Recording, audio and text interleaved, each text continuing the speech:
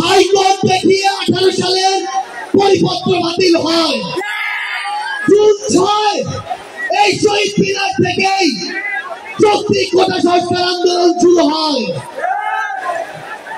August 3 এই শহীদ মিনার থেকেই শত শত ভাইয়ের রক্তের উপরে লাশের উপরে দাঁড়িয়ে এক দফা ঘোষণা হয়।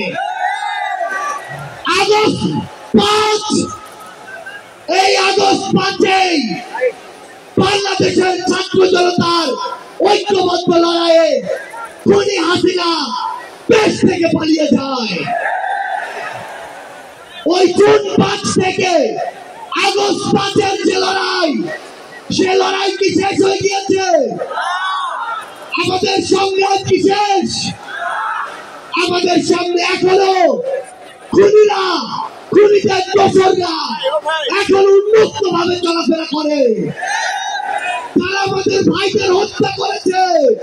ওই ছাত্রলীগ, যুবলীগ, আওয়ামী লীগের সন্ত্রাসীরা তারা এখনো বিভিন্ন দিক থেকে আমাদেরকে তাকিয়ে আর মুচকি হাসে।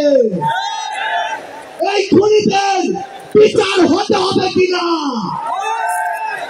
আমার যারা হত যোদ্ধা রয়েছে, শহীদ পরিবার রয়েছে, তাদের এই খুনের বিচার হতে হবে কিনা?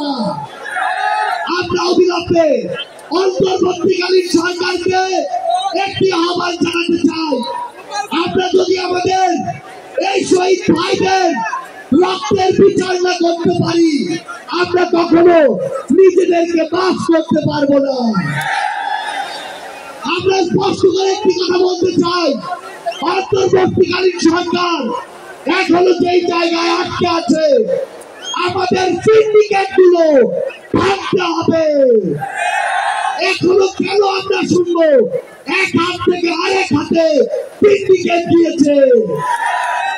তাহলে আপনারা আপনাদের জায়গা থেকে কি অ্যাকশন নিচ্ছেন? এক হাত থেকে যদি আরেক হাতে সিন্ডিকেট যায়, তাহলে সেই হাত আপনারা ভেঙে দিচ্ছেন না কেন? আমরা অন্তর্বর্তীকালীন সরকারকে আরেকটি স্পষ্ট আহ্বান জানাতে চাই। সেটি হচ্ছে, আমাদের এই বাংলাদেশ সকল দেশের সাথে বন্ধুত্বপূর্ণ পররাষ্ট্র নীতিতে যাবে, কিন্তু সেই বন্ধুত্বপূর্ণ পররাষ্ট্র নীতির সুযোগে কেউ যদি মাথায় উঠে বসে, আমরা তাকে মাথা থেকে মাটিতে ফেলে দিতে বিন্দু মাত্র দ্বিধা করবো না। আমরা স্পষ্ট করে একটি কথা বলতে চাই, যে খুনিরা এই দেশের বাইরে, এই দেশের মানুষের গ্রামে হাজার হাজার কোটি টাকা পাচার করেছে, সেই টাকা ফিরিয়ে আনতে হবে। আমরা স্পষ্ট করে বলতে চাই, ওই গোপালগঞ্জে যে খুনির দোসররা এখনো ঘাটতি বেড়ে আছে, তাদেরকে আইনের আওতায় বিচার করতে হবে। গোপালগঞ্জে এখনো কিভাবে আমাদের এই অভ্যুত্থানের যোদ্ধাদের উপরে হামলা হয়, আমরা প্রশাসনকে, পুলিশকে স্পষ্ট ভাবে বলতে চাই, পুরো বাংলাদেশে আমাদের এই যোদ্ধাদের, ফ্যাসিস্ট বিরোধী আন্দোলনকারীদের নিরাপত্তা যদি না দিতে পারেন, তাহলে ওই চেয়ারে কোন আইন শৃঙ্খলা রক্ষাকারী বাহিনীর বসে থাকার কোন অধিকার নেই। আমরা স্পষ্ট করে শুধু একটি কথাই বলতে চাই, আমরা এই অন্তর্বর্তীকালীন সরকারের কাছে আমরা এই গণহত্যার বিচার চাই।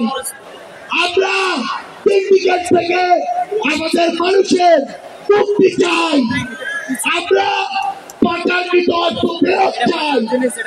আমরা দ্রব্যমূল্য নিয়ন্ত্রণ করে মানুষের স্বস্তি চাই। আমরা আহত যোদ্ধাদের সুচিকিৎসা চাই।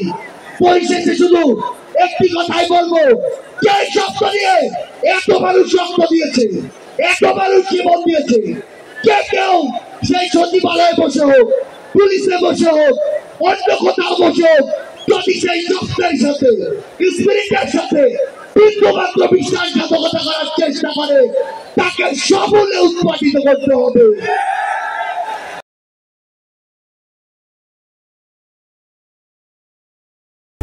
সিজন অফার ওয়ালটন ফ্রিজ কিনে পেতে পারেন 20 লক্ষ টাকা, রয়েছে কোটি কোটি টাকার নিশ্চিত উপহার।